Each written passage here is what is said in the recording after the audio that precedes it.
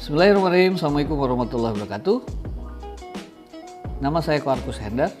Saat ini saya mengampu di jurusan farmasi SMK Negeri Bantar Kalong. Sebuah pembelajaran yang dilakukan di kelas 11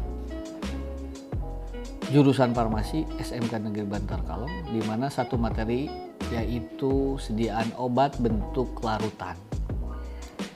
Sediaan obat bentuk larutan ini biasanya secara garis besar memiliki 3 kemungkinan yang terjadi, di mana yang pertama adalah menjadi sebuah larutan sempurna atau larutan murni, di mana hal ini terjadi ketika jumlah solut atau zat terlarut ini bisa larut sempurna, tercampur secara molekular dengan cairan pembawa, sehingga ini bisa dikategorikan sebagai larutan, di mana zat terlarutnya sudah bercampur secara homogen dan bercampur secara molekular dengan cairan pelarut.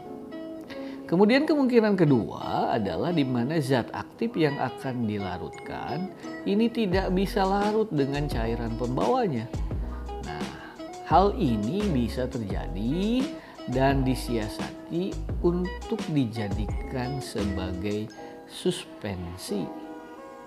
Nah, beberapa contoh atau beberapa zat yang dibutuhkan ketika akan membuat sebuah suspensi adalah zat pensuspending agent atau zat pensuspensi atau disebut juga suspending agent. Nah, ini sangat diperlukan untuk membantu suspensi ini bisa menjadi lebih stabil. Yang ketiga adalah di mana sediaannya atau zat utamanya berbeda polaritas atau tidak dapat bercampur dengan cairan pembawanya. Contohnya, ketika ada minyak yang akan dicampur dengan cairan pembawa air, maka hal ini tidak dapat bercampur. Nah, hal ini bisa disiasati atau bisa digunakan sebagai obat dengan formulasi membuat suspensi. Nah, suspensi ini hal yang diperlukan adalah sebuah emulgator. Nah, sehingga secara keseluruhan nanti bisa bahwa cairan atau zat minyaknya bisa bercampur secara merata pada seluruh bagian zat pembawanya atau dalam airnya. Beberapa tipe emulsi tentunya ada yang minyak dalam air atau bahkan ada juga yang air dalam minyak. Tetapi hal yang sangat penting adalah sebuah emulgator untuk membuat sediaan emulsi ini.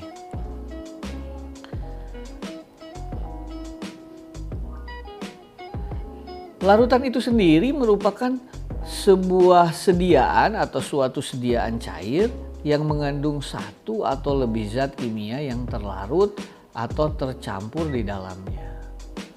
Nah,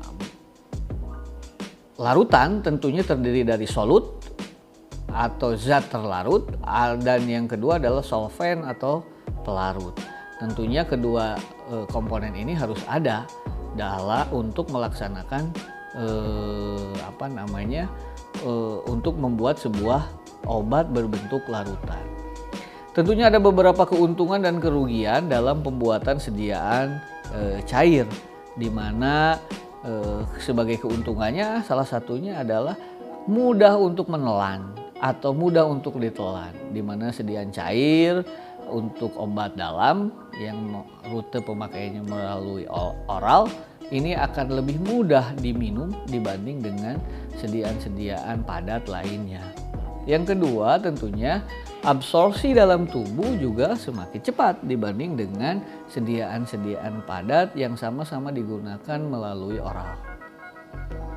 Sementara kerugian atau kekurangannya di mana yang pertama adalah stabilitas. Stabilitas ini tentunya lebih stabil untuk zat-zat yang padat dibanding dengan zat-zat yang cair. Kemudian rasa dan bau yang susah untuk ditutupi, kemudian volumenya yang besar ini menyebabkan susah untuk dibawa, kemudian harus menggunakan alat takar saat menggunakan obat bentuk cair. Ada beberapa faktor yang harus diketahui atau yang harus diperhatikan yang dapat mempengaruhi kelarutan. Yang pertama adalah sifat solut dan solvent. Tentunya solut yang pelarut sama zat terlarutnya ini harus benar-benar bisa melarutkan zat yang terlarutnya.